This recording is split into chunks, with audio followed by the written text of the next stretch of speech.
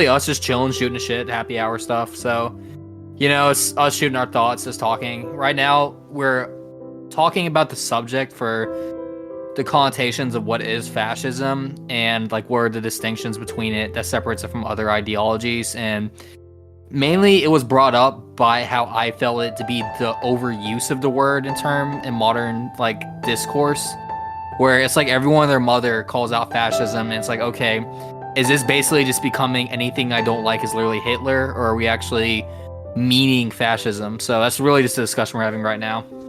Yes, and to add on to that, it's kind of like Yu-Gi-Oh! How there's a little bit of power creep that happens in it.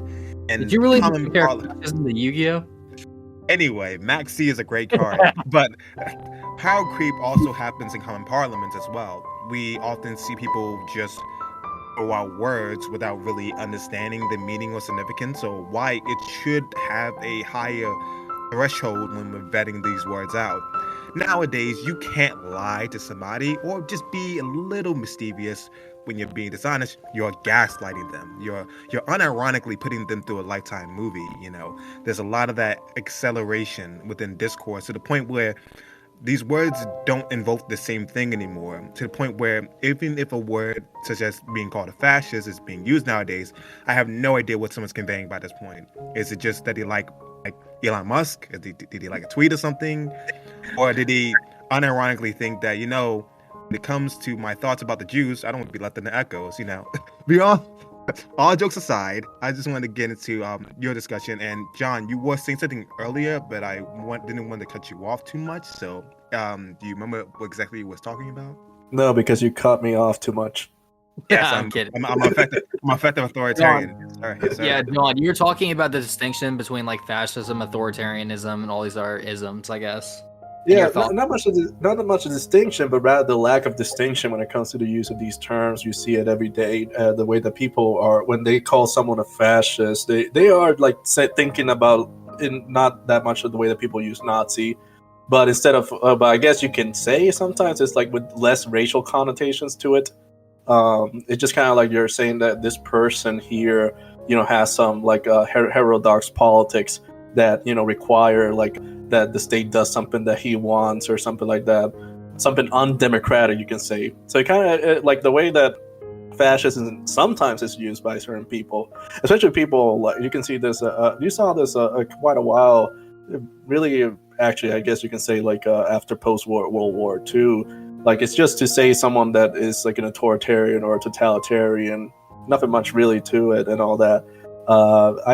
But again, I think that this is just very too abstract when talking about fascism and how it is applied properly to speak of like what happened in Italy and to a certain extent what happened in Germany there, because it's not as though like it's just merely the aspect of totalitarianism that made them fascist though. Like if that were the case, then we can call any quote unquote totalitarian state a fascist state. But even the term totalitarian itself is a very recent one to describe what a condition of the state. And that's kind of the issue that I take it eventually. It becomes at that point where we're just getting very too abstract to speak of like conditions of every states when like this only happened in very specific states themselves. So what I mean, like it gets very abstract. It's just that it gets very all encompassing of like different states, and at the same time, it kind of reduces not to a political ideology. Sometimes even to it also sometimes reduces to like a psychological state too. This is something that you find with certain people, especially that Umberto Eco's like 14 points of fascism, which I've seen at least one or two people use that as an authority to describe like what does it mean to be a fascist, or that you're in a situation of like that of a fascist state or so, something in those terms. And it's mostly like these things that are very, like I said, more encompassing than what it is. That it basically loses its sort of very specific connotations for it to speak about like Italy and how it developed in the early 20th century, and this, how its states sort of developed in the early 20th century and all.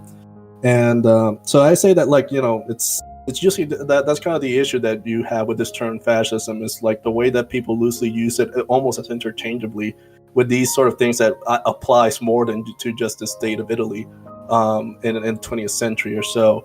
But like, but that's one of the issues that I take from that. It's like, why even use this term when we can just simply use maybe totalitarianism, which I still have an issue with that, even with that term to a certain extent. That's one of the problems. There's another problem that I can point out that's more clear as to what is the problem, at least academically, with the issue of the use of the term fascism, because in academia it's no better the way that like people try to study these things, and but I'll get to that later when it becomes a bit much more relevant.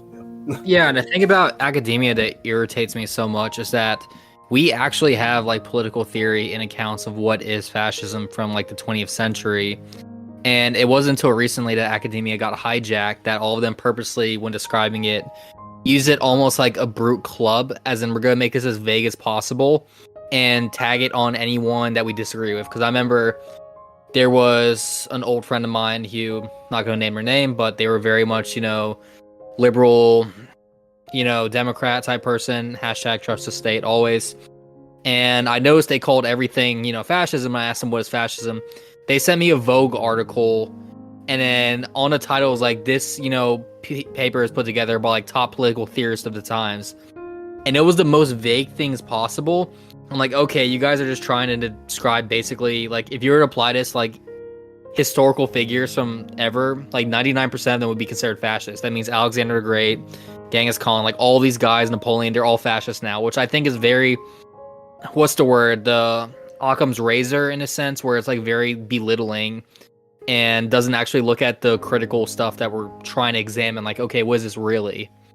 I mean, it becomes very nebulous through this. Where it's just like, if you're making the definition so vague where anything could be this, why even have the definition, Yeah, and like, you put it it in a doesn't make context, sense. and you put it in a context where you cannot even conceive of something like fascism, because, like I said, if you were to just kind of like look at like pre-modern states and the way that they kind of like operate, how they organize and all that, and you just try to point to one aspect of it, like say that they tend to be a bit much more, let's say, quote unquote, ethnocentric and all that, like they would say that, oh, that's fascism, something like that.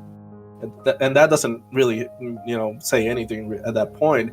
And it's also very anachronistic too, because again, fascism, properly speaking, is a defined, political, you could say, ideology, but it is a defined political movement that emerged within a certain history, especially in Italy, given that the conditions that it was in relation to other states. And it's not as though like fascism was just this thing that just came out of nowhere, and then people just got to enlighten and say like, well, this is what happens with every state whenever it becomes, I don't know, totalitarian and nationalistic or something like that. That's kind of where it becomes like, that's what I mean about that. I think Hazy Dialects just use the proper term nebulous.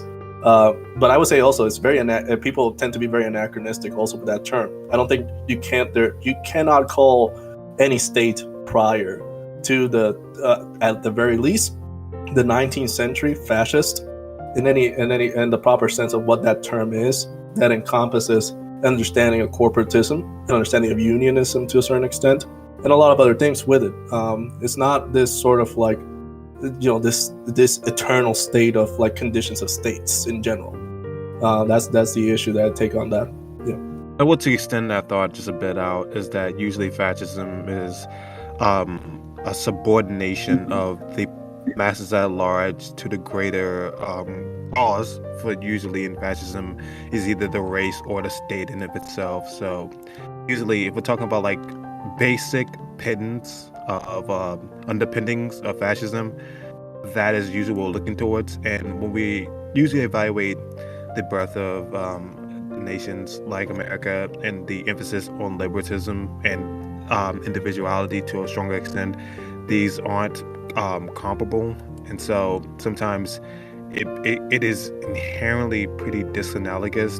And I think often enough that fascism can provide an emergency towards an idea or a problem, but unfortunately the discourse dissipates out because most of the conversation isn't accurately articulating as to what is the problem and mostly becomes a deliberation about correct terminology. Like, I believe that if there is a valid problem that is to be uprooted by society, I think going about it by using terminology in this way often completely poisons the conversation and discourse at hand.